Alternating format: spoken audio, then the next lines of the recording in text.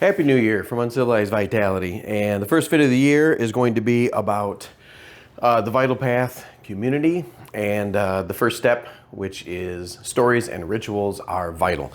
So I'm going to encourage everyone to read this year, many books. You should set a goal to read at least one book a week. I mean, that doesn't seem like too big an ask. That's 52, take a couple weeks off because, you know, this or that.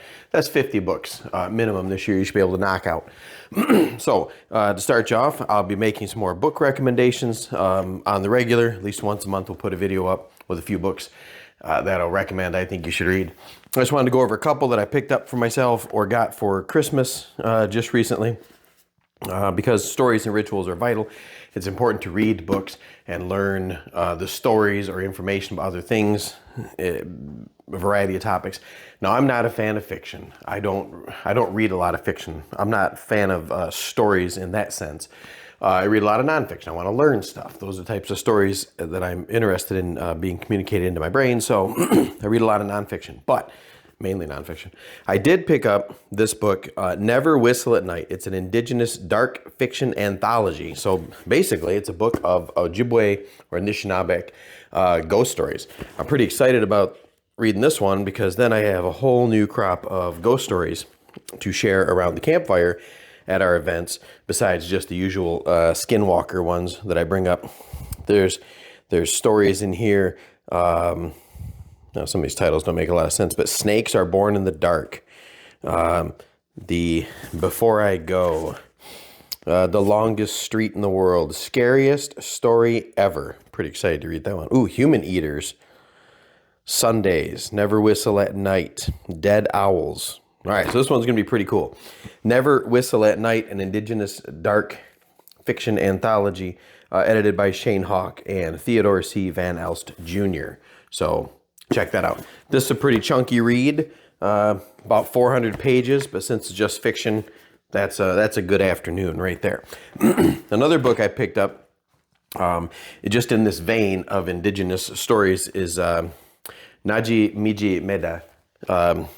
This means let's find food. Ojibwe Moam Pangi Etigo. I'm interested in learning more of the Anishinaabeg's original language of Ojibwe Moam. But evidently there's less than 3,000 native speakers left in the world between Michigan, Lake Superior, Canada, Wisconsin, Minnesota. It's a dying language. It's important to learn it. I think it's really neat. It's an agglutinative language, so you get like these just great big long words. Na jimi jime da. Na jimi jime da. That's a big word all jumped together. That just means let's find food. Hopefully I said that right. My Ojibwe mom's not that good. Anishinaabe in any Nagidao. No. Gidao Gowan. I am not Anishinaabe. I just am really interested in their language and obviously all the things we can learn from native culture, especially around here in Michigan. But it's basically an indigenous cookbook, foraging and cookbook. It's got information here about using fiddlehead fern and some recipes, different squash and some recipes, cedar tea. It's got fried smelt. It's got basically a lot of the things that you can harvest, hunt, catch, kill, pick in the Michigan and Great Lakes regions, and some of the recipes you can make for them. So it's got a lot of little bonus stories in there too. And these are recipes from the Burke Lake Band of the Ottawa and Chippewa Indians.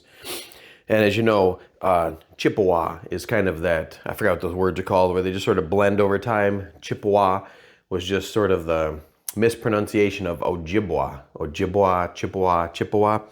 And the Ottawa became Ottawa. And then the third of the Anishinaabe tribes in Michigan was the Potawatomi.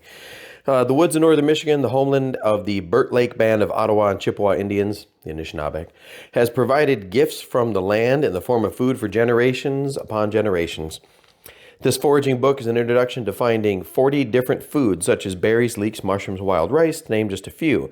The authors expand on how to harvest, process, prepare, and store these foods. She also includes recipes using these foods and individual tribal citizens' personal memories and current stories about harvesting them. In addition, the Ojibwe language is provided for each food and includes a link to an online pronunciation guide provided by language instructor Margaret Newden. That is true. It's very fun to try to say some of these words. Like, for instance, here's lake trout. And then below the English, it will give you the Ojibwe Moan, which is mashamegas, mashimegaswag. Then the WAG would make it plural, mashimegawas. Okay, so that's trout. Anyway, I'd recommend this book, and all the proceeds go toward supporting the Burke Lake Band of the Native Americans here in Michigan. So, great book.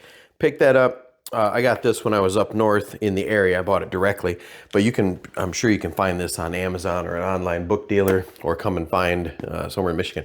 So those are my 2 book recommendations to start off your 2025 book reading list. Some scary stories for the campfire, and something to help you eat healthy, which would support the nourishment vital path and learning how to eat on purpose. So that's it for this video. Hope you're having a happy new year so far, since it's only been 24 hours. And then like, share, subscribe, make it your New Year's resolution to turn on the notifications for our channel. And Rendell liked that one.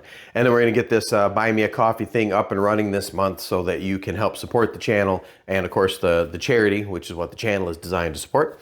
And that's it. See you later.